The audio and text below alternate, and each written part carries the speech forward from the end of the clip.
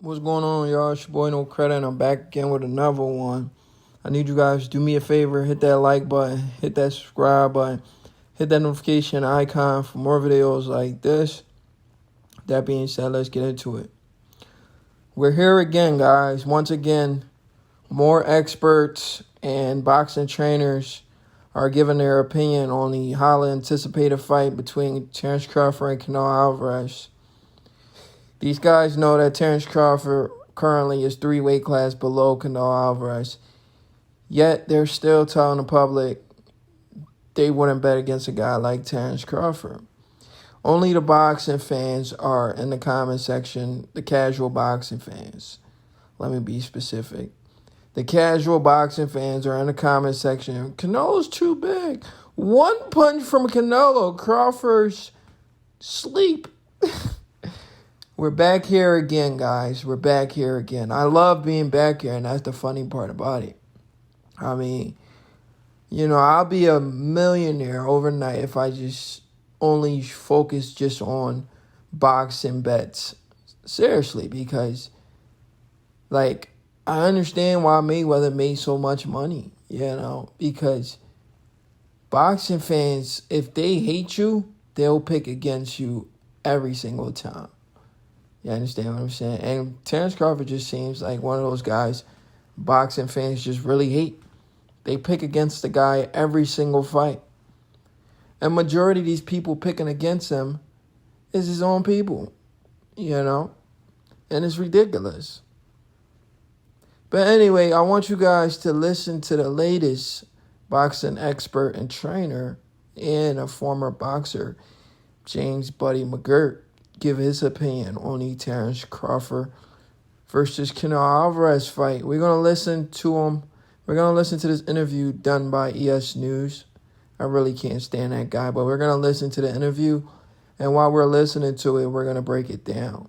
And I'm going to give you my final thoughts at the end. I didn't know him like I knew him.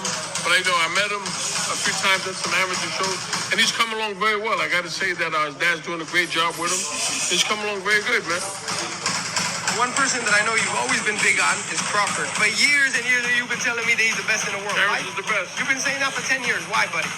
He does it all, man. There's always that guy that comes along at a certain time that dominates. And right now, Crawford's that guy from 147 up is Crawford. You heard what he said. Now, this casual fangirl, Ellie Seckback, he heard it from a trainer, Hall of Famer, boxer. I remember the only fight I really saw from Buddy McGirt was when he fought, what's his name? Come on, Pernell Whitaker. That was one of my fights. I think it was Pernell Whitaker versus Buddy McGirt. Great fight. I love that fight. But speaking on this casual fangirl, Ellie Seckback is a nut, bro. A complete nut, bro. You understand what I'm saying? He admitted that Buddy McGirt told him years after years that Crawford was the best fighter in the world. And Ellie Seckback still always picked against Crawford. You got a professional trainer, a former fighter, Hall of Famer probably, telling you, I don't know if he made it to the Hall of Fame, but I think he's a Hall of Fame fighter. But you got a guy in Buddy McGirt telling you that Crawford was the best fighter in the world and the most complete fighter he's ever seen. And he just said, once in a lifetime, one of these guys come around, and Crawford right now is just that guy. And Ellie Seckback, hear that from a guy like James Buddy McGirt, and he ignores it. Years later, he's over here telling Buddy McGirt, yo, you was right, what you said about Crawford years ago. I should have listened. Of course you should have, buddy. It's a fight, man. Why? Depends on what weight, though. 68. 68. That's tough, man. But I gotta stick with Terence, man. You got Terence over Canelo. Yeah. Why? Terence can do it all, man. He makes those adjustments well, man. So, Ellie Setback X, Buddy McGirt, who you got winning the fight with Terence Crawford versus Canelo? And Buddy McGirt said, at what weight? And he said 68. Buddy McGirt, he thought about it. Was like, you know what?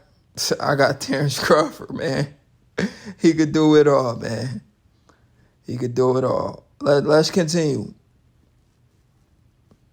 And like I say, once he makes them, What is it that you see when you say adjustments, buddy? Obviously, he's a switch hitter. He has power. He has. All right, so how does this guy, Ellie Setback, cover boxing?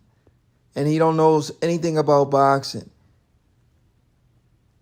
Buddy McGirt just told him Crawford makes adjustments, and he was like, what are these adjustments? So he literally don't know nothing about boxing. You understand what I'm saying? A lot of these dudes, they cover the sport of boxing, but they don't know anything about boxing, anything that goes on in that ring. All they see is just two guys throwing punches. I guarantee you that. They are not going to understand what's going on in the ring unless a trainer breaks it down for them. Like, okay, what Crawford is doing right there is trying to get Kell Brook to drop his left hand. He's setting a trap right now for Kell Brook. Now, a trainer can call that out, but one of these reporters, they can't. They not going to know what's going on because they don't understand boxing. They can watch it over and over. All they see is just two guys throwing punches. And that's the sad part about these reporters. This is why you got to get in the ring and learn how to fight before you speak on a sport like boxing, because, you know, how you going to speak on a sport you don't really understand like that? You know, it's a bad look. You got to understand what you're speaking on. But let's listen to what Buddy McGirt says about making adjustments. He has a great resume. He's never lost. But what do you see that makes him different than other fighters? he comes out early. He tests the waters before he makes his move. I mean, he's very smart. He's got a very good boxing IQ. It may take him 3, 4, 5 rounds, but once I tell anybody, when you see him stay southpaw for 2 or 3 straight rounds, Game's over. It's canceled. Game is over, man. He got you. Okay, him and Okay, so Buddy McGirt says once you see Crawford stay southpaw for 2-3 rounds, he already figured you out. It's game over. And Ellie Setback, for years, he used to hate Crawford. I don't know if he still hates him. I know it hurts his feelings hearing something like that. He's like, whoa, what the frick? Like, I really don't like this guy, Crawford. I want to see him lose. And all of these famous boxing trainers and experts are picking Crawford to do this and do that. And it probably kills Ellie Setback on the inside, listening to that. But let's continue. Tim Tszyu at 54. Who? Tim Tszyu from Australia champion. I never seen Tim Tszyu fight. He's talented. He hits hard. He's very. Whoa, Buddy McGirt said I never seen Tim Tszyu fight. That's crazy. Wow, I didn't expect that. Because Tim Tszyu is making a name. Buddy McGirt said I've never seen Tim Tszyu fight before. That's interesting. He's accustomed to sun. I don't think, listen, 35, Shakur, top, 40, Haney, 47. Okay, so, I didn't even repeat what he just said. It's exactly what I think as well. He said at 135, the best fighter at 135. We all know Gervonta is there. He said Shakur is the best fighter at 135. A lot of people is not going to like that. I told you guys this, though. I told y'all. I'm going to remind y'all again because a lot of boxing fans don't pay attention. We're going to go Floyd Mayweather. Let me tell you the great ones that come around once in a generation. We're going to start with Floyd Mayweather. The recent ones. Floyd Mayweather, once in a generation. Andre Ward, once in a generation. The next guy up is Terence Crawford. After Terence Crawford, Shakur Stevenson. You know, but it's a toss-up with Shakur and Devin because Devin's doing his thing too. But I think the next guy up is Shakur Stevenson. You understand? But let's listen to more of Buddy, you know. Right now, in my eyes, Terence. What about Benavidez? I didn't say that high. Now. I'm not talking about 68 now. Benavidez is in the class. Benavidez is special, man. At 168, he's special at 168. Him and Crawford, they both love boxing. Like they love the fight. Not every fighter loves boxing. Did you love boxing when you fought? Yeah. Oh yeah. Without a doubt, I stayed in the gym, man. And listen, I had to travel 3 hours to get to the gym every day. Then 3 hours back home. So 6 hours a day? Why didn't you just move closer to the gym? Nah, I couldn't afford it, man, at the time. What about sponsors, management, help? Yeah, they helped me. My managers paid my traveling fee. I had to take the train from Long Island to Manhattan, then to Jersey City, and then walk to the gym. I've been covering this sport for many years. I don't know one fighter that goes 3 hours to cover the field. I knew one fighter. All right, I don't want to hear anything Ellie Seckbach has to say anymore. I believe that was it about the Canelo questions. I'm going to watch the interview again. I don't want to make the video too long. But there you have it, guys. Another expert trainer, boxing, former boxer, trainer, is picking Bud Crawford to beat Canelo Alvarez. It's going to make a lot of fans angry. What are you getting angry for? This is the guy, opinion, and he's a boxing trainer. I believe his knowledge hold a lot more weight than a lot of you trolls on the internet. And like I'm saying, a lot of these trolls, they jumped in the comments. One of them says, Crawfish beat one solid fighter. Suddenly, he's the greatest ever. Wow. These dudes are crazy.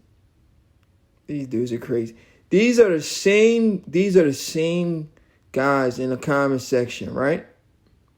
These are the same guys in the comment section right now that are going to be saying, man, Canelo was past his prime when Crawford fought him. He fought a Canelo past his prime. Canelo was slowing down. He could have knocked out Charlo or John Ryder. Crawford going up 3 weight classes, or maybe 2 if he goes to 54 before he get a Canelo fight. To fight Canelo, like, you can't make any excuses for Canelo. First of all, Crawford is the older man. Do you guys know that? Crawford's older than Canelo.